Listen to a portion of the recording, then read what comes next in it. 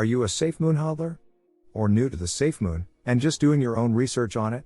Then you are at the right place, as this channel will keep you up to date with all the latest news and announcements happening in the SafeMoon space, so keep on watching and subscribe to the channel if you haven't already. The first AMA Live Q&A session took place on Thursday, June 24th, held on SatoshiStreetBet's Telegram, hosted by SatoshiStreetBets, with John, CEO of SafeMoon, as the main guest and speaker. Let's do a quick recap on what SafeMoon community is concerned about, and how the questions were answered by John.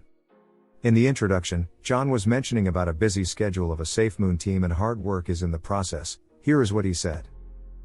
It's going good. It's going good. It's been a very busy 3 months. I'd like to say that it calms down a little bit, but we're always moving forward and trying to maintain that ludicrous speed pace. For you Spaceball fans out there, it's a reference from there. But no, we've got a lot of good stuff coming down the pipeline on the SafeMoon side, and we were glad we were able to fit in this AMA. I know we've been working on making sure our schedules are deconflicted so we could participate in your first AMA. But we, between the wallet launches and the other products that we have right now that are in development, earlier on it was just a little bit more difficult, but now since we've just opened up the beta signups and we're sifting through the applications about to put the beta into the closed beta testers' hands, we have the time to come on and speak. As you may know, SafeMoon has recently launched a beta testing for a SafeMoon wallet. It has been a hot topic among SafeMoon community, and this is what John has to say about it. So SafeMoon has a new wallet coming out. We've got some interesting new tech. This is led by both Hank and Thomas. Thomas is our chief blockchain officer. So we've got some stuff being integrated into there. But no, it's a wallet for all your cryptos. Not just your SafeMoon, but other BSC tokens, ETH chain tokens, Ethereum, Bitcoin, Dogecoin. It's a wallet for all of those. We noticed that there's some gaps within the current wallet providers, and sometimes it's just a little bit better to do it yourself. Yeah, so it's being released for both Android and iOS right now. So we're going through the applications right now. We actually received 95,000 plus applications, and because it's a closed beta, we're specifically looking for devices in different regions. So we kind of get a very a good sample size, and then once we receive the feedback from the closed beta, if we have any tweaks that we need to do, those will be done, and then we open it up to an open beta, and then following the open beta we'll go into a brief little pause, shut down the beta, and then get ready for the full launch of the SafeMoon wallet. So we're very excited to present the closed beta to those who are or have been selected. And we really like to involve the community in this, because at the end of the day, if you're able to have a user help you shape, they know what they want. They're the customer, so they know what they want, and we're able to take that feedback and just make a better product than what's currently available. The first question asked by the community was, there seems to be a ton of work that was performed before the conceptualization of SafeMoon back in March. Can you speak about your previous relationships with Gambia and Papa's relation to Horde, and the similarities? Maturity of a product invokes confidence, even if it's version 2.0 and under a new name. Yeah, so that's actually a very, I'll preface this with this statement. I really do enjoy the conspiracy theories that come out and just provide me some entertainment. But there's no grand answer to this. It's actually very simple. I've been involved with various projects, specifically in regards to the Gambia, since early 2018. Now all of those projects are actually underneath NDA. But I didn't walk away, but I moved on to this project as it was, it was something great, and we can do a lot of good with SafeMoon. In regards to Thomas, our chief blockchain officer, his involvement with Horde, Thomas is, for lack of better terms, a wizard. And when you have a problem, you go consult the wizard, and he helps you out with that problem. And so he's been very involved in the cryptocurrency space for ages now. And so Horde was just one of the projects that he did participate on. But beyond that, that's just what it was. They had him come in and solve a problem for them. He solved it. And then he moved on to the next project. But Thomas and I, we've actually worked together for a number of years now. And so, SafeMoon was just kind of originally it was a smaller project, and then we hit the right sauce. Us and the other founders, we hit the right sauce, and it really exploded in a good way. But going back to the question, yeah, there's nothing grand. I've worked on other projects, just like you've had, or just like people have had a variety of jobs throughout their careers. I've had a variety of jobs. Thomas has had a variety of jobs, but we've all been kind of, in the same field, in the technology field. So another community member question to John was more of a technical one. The question was, I would really like to know the timeline for fixing the reflections, as I'm on Trust Wallet and am getting bummed out a bit hearing of 4 to 6% reflection counts on Bitmart, while I'm over here with tons more tokens and struggling to get 2%. Not complaining, I would just like some reassurance. Yeah. So I'll just answer both of those questions to begin with. SafeMoon is paving the way for these other tokens out there. These exchanges don't do tokenomics. They haven't really done tokenomics before. And me and the team, we worked very, very hard to get phase 1 implemented, and phase 1 is essentially the reflections portion. Now, when it comes to the burn, which is, the other part, the burn is part of, a phase 2 approach, but the amount of engineering and work that had to happen from both our team and the exchanges teams was astronomical, just to figure out a system where you could have tokenomics on a centralized exchange.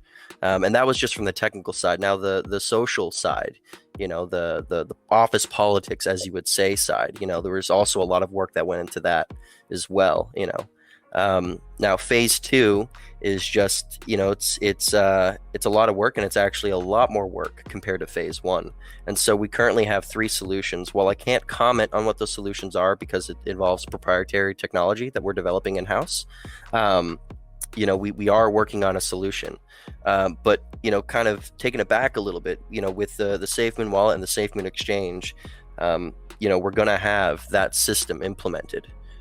So I keep going back to the same phrase. Sometimes it's just better to do it yourself. And so while our partners such as Bitmart really work through their process and their technology to implement phase 2, we're working on our end, because we're always trying to do the best thing we can for our users and for our holders. Phases of centralized exchange tokenomics were explained by John as following. Yeah, so phase 1 is the reflection. Phase 2 is more of the way the way we would like it to function, where you have all these exchanges talking to each other to include the decentralized entities, or the decentralized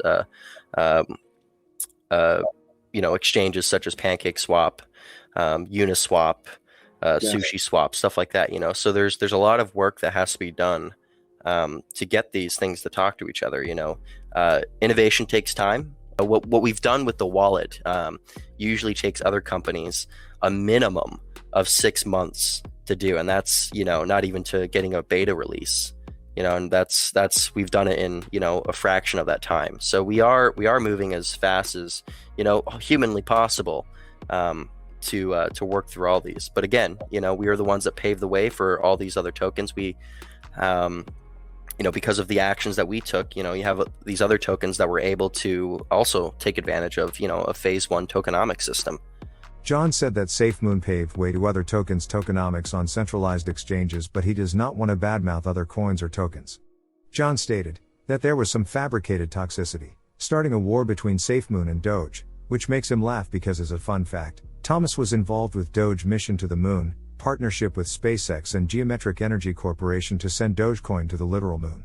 John provided a brief explanation about SafeMoon Card. He said, Yeah. So the SafeMoon Card is from the technical side, the SafeMoon Card is something relatively easy. I'm going to use relatively and emphasize that easy to do. The more difficult part is making sure you check all the regulatory check boxes, so because we're a company and we're not a anonymous group and people know who we are, we're legally registered, we abide by laws, we have to work through our legal team to make sure we check off all the boxes and all the requirements.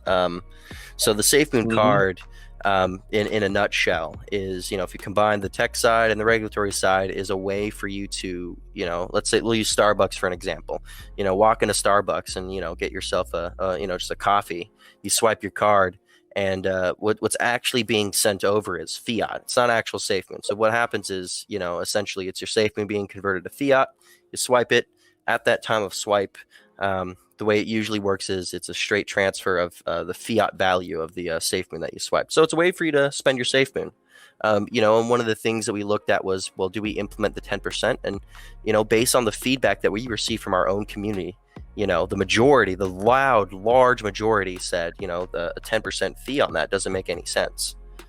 So, that's something that we were implementing, but again, we have a regulatory checkbox that we still have to go through.